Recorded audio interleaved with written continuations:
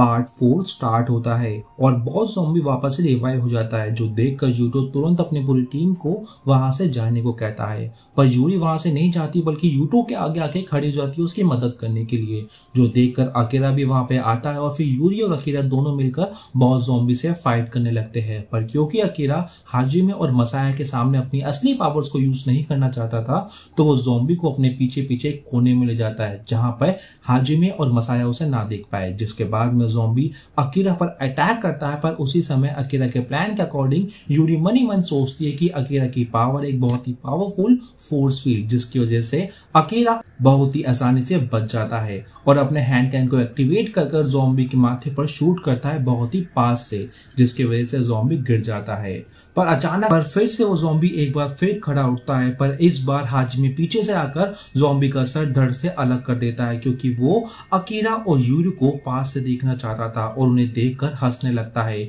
जो देखकर यूरी को गुस्सा आता है और वो हाजिमे पर अटैक करती है। पर हाजिमे उसके अटैक को एक ही हाथ से रोक लेता है और फिर अकीरा, यूरी और यूटो से अकेले ही फाइट करने की चुनौती देता है। पर उतने में ही मियोन अपने कैनन से ग्राउंड पर शूट कर उन तीनों को रोक लेती है और दोनों टीम के एक दूसरे के लिए गुस्से को देखकर नियो ने गेम का ऑफर देती है, कैच द किंग, जिसके अंदर दोनों ही टीम के सभी लोगों को पार्टिसिपेट करना होगा और अपने अपोनेंट टीम के बंदों के फोन छीनकर उनका डाटा अपने फोन में ट्रांसफर करना होगा। जो भी दूसरे बंदे का डाटा अपने फोन में ट्रांसफर करेगा उसे कुछ पॉइंट्स मिलेंगे और जिसका डाटा ट्रांसफर हो जाएगा वो बंदा गेम से आउट हो जाएगा। पर गेम जीतने के लिए दोनों ही टीम्स को अपने अपोजिट टीम के किंग को ढूंढना होगा और उसके फोन का डाटा अपने फोन में ट्रांसफर करना होगा, जिसके अंदर अगर टीम चाहे तो मियोन भी उनकी मदद कर सकती है। टीम का कोई भी बंदा मियोन को कुछ पॉइंट्स देकर अपने अपोनेंट टीम के किसी भी बंदे की जो हथकड़ियां है उन्हें एक्टिवेट करा सकता है, जिसके कारण वो अपनी पावर्स को यूज नहीं कर पाएगा।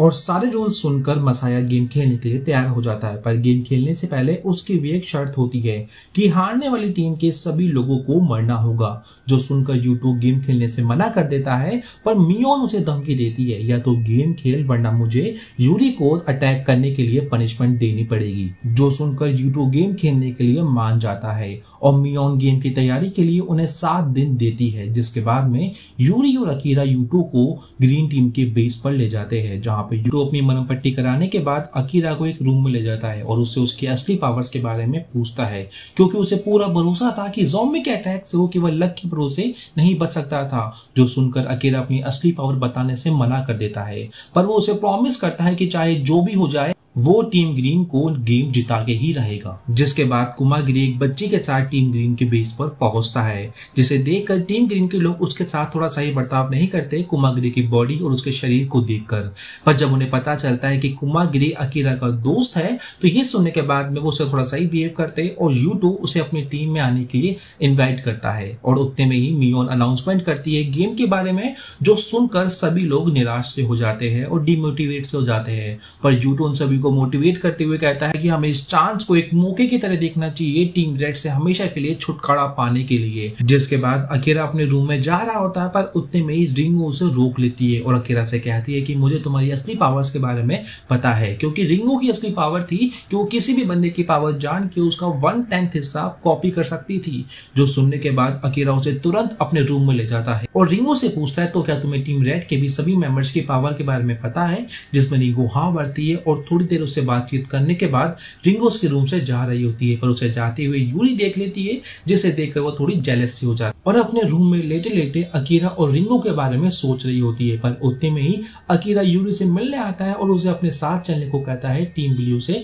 मिलने के लिए। और दूसरी ओर टीम रेड का एक बंदा टाचिबाना, जो टीम ग्रीन की कैद में था, उससे छूटकर टीम रेड के बेस पर पहुंच जाता है उन्हें कुछ जानकारी देने के लिए। और बेस के अंदर हमें दिखाया जाता है कि टीम रेड के 3 पुराने मेंबर्स वहां आए होते हैं गेम को ज्वाइन करने के लिए, जिसमें से एक का नाम होता है रिंग का, जिसका आते ही रिंग से लफड़ा हो जाता है, और दूसरा बंदा एक बूढ़ा सा स्केटर होता है जिसका नाम होता है कामुई, और तीसरा बंदा जंगल में होता है जो प्रैक्टिस के नाम पर बहुत से लोगों को काट देता है, जिसका नाम होता है रिंडो। और उत्ते में टाचिबाना बेस के अंदर आता है और मसाया को बताता है कि जो टीम ग्रीन में उनका जासूस है उसने उसकी भागने में मदद करी और उसने बताया है कि उसने अकीरा और ज़ॉम्बी की फाइट को साफ साफ देखा था, जिसमें ज़ॉम्बी ने अकीरा पर साफ साफ अटैक किया था, पर फिर भी न जाने कैसे अकीरा को कुछ भी नहीं हुआ, जो कि नामुमकिन सा है। जो सुनने के बाद मसाया हाजिमे के पास जाता है और कहता है कि हमारा शक सही था, अकेला के पावर कोई हैंड कैनन वगैरह नहीं बल्कि कुछ बिल्कुल अलग ही है। और पार्ट 4 यहीं पे खत्म हो जाता है। तो दोस्तों वीडियो थोड़ा सा भी अच्छा लगा हो तो आपसे रिक्वेस्ट रहेगी वीडियो को लाइक कर दीजिए। नेक्स्ट पार्ट के लिए आप चैनल को सब्सक्राइब और बेल आइकन को दबा सकते हैं। मुलाकात होगी आपसे अगली वीडियो में। Tata bye bye sayonara.